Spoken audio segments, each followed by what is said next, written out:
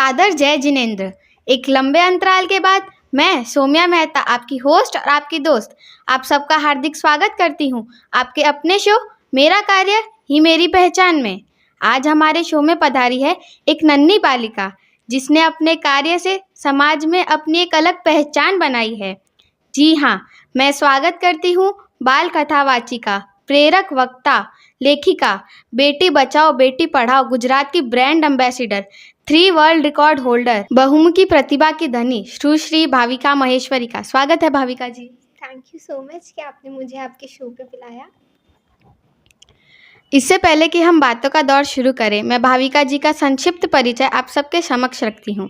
10 वर्ष की अल्प आयु में राम कथाओं द्वारा 52 लाख संपूर्ण निधि इकट्ठा करके 12 फरवरी 2021 को सूरत राम जन्मभूमि तीर्थ क्षेत्रीय कोषाध्यक्ष गोविंद गिरी जी को अयोध्या राम मंदिर हेतु भेंट किया। पीक कोविड में आइसोलेशन सेंटर जाकर कोविड पेशेंट्स को मोटिवेशनल कथा देने वाली देश की पहली कथावाचिका बनी। 3150 कैदियों को लाजपोर जेल सूरत में विचार शुद्धि की कथा करने वाली विश्व की सबसे कम उम्र वाली कथावाचिका बनी। आपको भारत सरकार द्वारा स्टार्टअप दर्जा भी प्राप्त है क्योंकि आप स्क्रीन रेस्क्यू प्राइवेट लिमिटेड की यंगेस्ट सीईओ हैं। आपको मुंबई में 27 फरवरी 2023 को शाख द्वारा 10 लाख की फंडिंग मिलने पर 1 लाख की वैल्यूएशन पर करोड़पति कंपनी बनाई। आपको 50 से भी ज़्यादा अवार्ड से नवाजा गया है। तो आइए ऐसी बहुमुखी प्रतिभा की धनी की सफलता की कहानी जानते हैं उन्हीं की ज़ुबानी। भाविका जी, मेरा आपसे पहला सवाल ये है कि 10 वर्ष की आयु में कथावाचिका बनने का ख्याल आपको कैसे आया? तो आई थिंक मेरी जर्नी एज सच अगर मैं बात करूँ बोलने की, तो ये स्टार्ट बहुत ही यंग एज से हुई क्योंकि मेरे पेरेंट्स स्कूल चलाते हैं। तो उनके स्कूल में एक स्टेज स्मार्ट कर प्रोग्राम है जहाँ पर प्ले ग्रुप या नर्सरी के बच्चों को ही माइक देकर स्टेज पे खड़ा कर बुलवाते हैं। तो एज एन स्टेज फियर तो वहाँ से मेरा चला गया क्योंकि मैं एनुअल फंक्शंस में एज एन एंकरिंग करती थी। तो वहाँ से मेरा स्टेज फियर गया। और मेरी mamma she is kind of like a very spiritual person और उनकी इच्छा थी कि मैं स्पिरिचुअलिटी की लाइन में कुछ करूँ। पापा की इच्छा थी मैं मोटिवेशनल के लाइन में कुछ करूँ। तो जब मैं 2018 या 19 में जब 8 या 9 ईयर्स की जब मैं थी, तो उस टाइम पबजी और ब्लू व्हेल गेम बहुत ज़्यादा बढ़ रहा था क्योंकि उसमें आपको बोलते हैं आप नस काट दो, जो भी उसमें डेयर देते वो सब वो कर रहे थे। तो वहाँ से मेरी जर्नी एज सच स्टार्ट हुई। मोबाइल एडिक्शन के बारे में मैंने बोलना स्टार्ट किया, अवेयरनेस फैलाई कि मोबाइल देखना गलत नहीं है पर उसका ओवर यूज़ करना बहुत गलत है। तो वहाँ से मेरी जर्नी स्टार्ट हुई मोबाइल एडिक्शन से। और उसके बाद फिर जब राम मंदिर की बात आई तो हम सभी घर पे बैठ के यही सोच रहे थे कि एज एन हम गिलहरी रूपी योगदान क्या कर सकते हैं। तो इसलिए ये विचार आया कि क्यों ना कथा कर। तो इसलिए आई थिंक ये सब भगवान जी के आशीर्वाद से हुआ। तो और फिर कथाओं के द्वारा 52 लाख रुपए जो राम मंदिर अयोध्या में एज एन समर्पण निधि दी। आपने लाजपोर जेल में खूंखार कैदियों के बीच कथा वाचन किया, तो क्या उसमें आपको डर नहीं लगा? और आपका वह अनुभव हमारे दर्शकों के साथ अवश्य साझा करें। डेफ़िनेटली मुझे बहुत डर लगा क्योंकि उससे पहले मैंने जेल आज तक नहीं देखी थी और वो बहुत ही बड़ी जेल थी। और मैंने पापा को ये भी बोला था आप मेरे बाजू में ही बैठना, कोई चोर मतलब जो वहाँ पर कैदी है वो कहीं मेरे पास ना आ जाए। मैं बहुत ज़्यादा डरी हुई थी। पर वहाँ पर बहुत सारी पुलिस भी थी और आई थिंक वहाँ पर मेरे को बहुत ही अच्छा लगा वहाँ कथा कर। और हाँ, आपने 10,000 से भी ज़्यादा बच्चों के लिए पबजी और मोबाइल एडिक्शन अवेयरनेस का कार्यक्रम रखा था। तो पबजी और मोबाइल एडिक्शन से बच्चों को कैसे दूर रखा जा सकता है? ओके, तो आई थिंक कहीं न कहीं यहाँ पर रोल पेरेंट्स का भी होता है क्योंकि एक बहुत ही अच्छी चीज़ है कि don't worry if your kid is not listening to you, worry that he और she is always watching you. यानी चिंता मत करिए कि अगर आपका बच्चा आपको सुन नहीं रहा है, पर चिंता ये करिए कि वो हमेशा आपको देख रहा है। तो कहीं न कहीं यहाँ पे प्रॉब्लम पेरेंट्स की भी है क्योंकि they are also kind of addicted और बच्चों की भी है। तो मैं यही चीज़ कहूँगी कि मोबाइल यूज़ करना चाहिए, उसमें कोई गलत बात नहीं है, पर एक सही टाइम। फॉर एग्ज़ाम्पल मेरे पास रसगुल्ला है, अब मैं एक रसगुल्ला खाऊँ तो मेरे को अच्छा लगेगा। फॉर एग्ज़ाम्पल मैं जैसे जोधपुर से हूँ तो मेरे को मिर्ची बड़े बहुत पसंद है। तो मैंने एक मिर्ची बड़ा खाया, मुझे बहुत अच्छा लगा, फिर मैंने दूसरा खाया, फिर मैंने तीसरा खाया। ऐसे करते-करते अगर मैं 10 मिर्ची बड़े खाऊँगी तो क्या होगा आप बताइए? तबीयत खराब हो जाएगी। है ना? पेट दुखेगा मेरा। तो उसी तरह अगर एक टाइम लिमिट तक हम मोबाइल यूज़ करें तो वो बहुत अच्छा है हमारी फ़िज़िकल और मेंटल दोनों हेल्थ के लिए।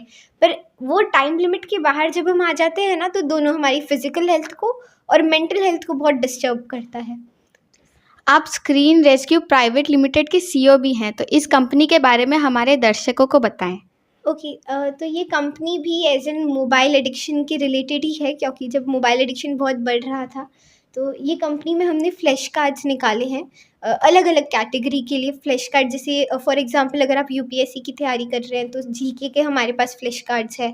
भारतीय संस्कृति के लिए जैसे ए से अर्जुन, बी से बलराम जी, तो वैसे फ्लैश कार्ड्स।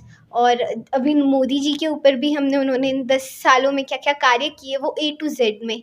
ए से जैसे आत्मनिर्भर भारत, आयुष्मान भारत, वो सब जो उनकी सारी स्कीम्स है, जो काम है वो ज़ेड तक। और तो आई थिंक यहाँ से स्टार्ट हुई कंपनी की। और हाँ, आप इंटरनेशनल चिल्ड्रन फॉर्म की फाउंडर भी हैं, तो इस कंपनी की कार्यप्रणाली के बारे में हमें बताएं।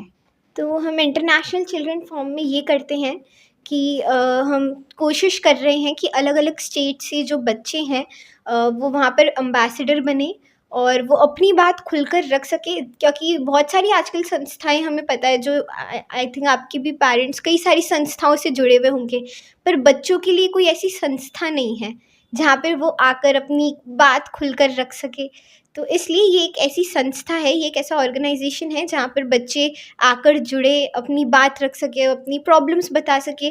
और अलग-अलग सिटीज़ में, स्टेट्स में हम ये चैप्टर खोलेंगे और वहाँ के खुद के ब्रांड एम्बेसडर होंगे, ताकि बच्चे भी उनके अंदर का जो पब्लिक स्पीकिंग है वो भी दूर होवे और उनकी जो भी प्रॉब्लम्स हैं उनको हम अच्छे से एड्रेस कर सकें।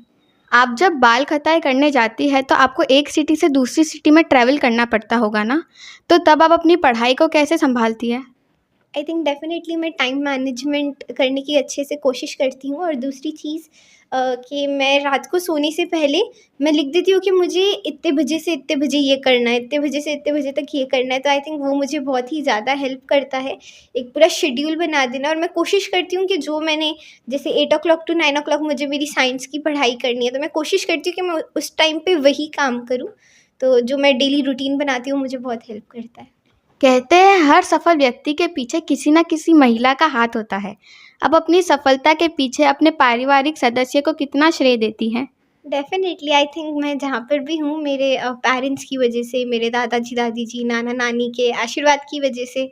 क्योंकि मेरे पेरेंट्स वो भी जैसे बिज़नेस करते हैं, उनके भी कई सारे काम हैं, पर तो भी वो मेरे साथ अलग-अलग, जब मैं स्टेट्स में जाती हूँ, सिटीज़ में जाती हूँ, तो वे भी मेरे साथ आते हैं। तो I feel really very blessed and thank you so much कि इतने अच्छे पेरेंट्स मुझे भगवान जी ने दिए। तो या last but not the least, आपको हमारे शो पर आकर कैसा लगा?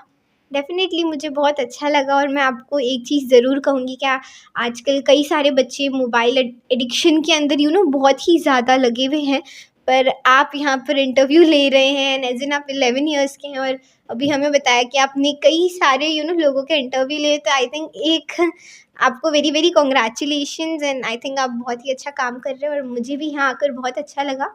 बस मैं एक चीज़ बताऊँगी, जैसे अभी हम मोबाइल एडिक्शन की बात कर रहे थे, तो अभी हमने मोबाइल एडिक्शन के ऊपर एक बुक निकाली है जो वर्ल्ड की फर्स्ट डिजिटल डिटॉक्स की, डिजिटल डिसिप्लिन की बुक है।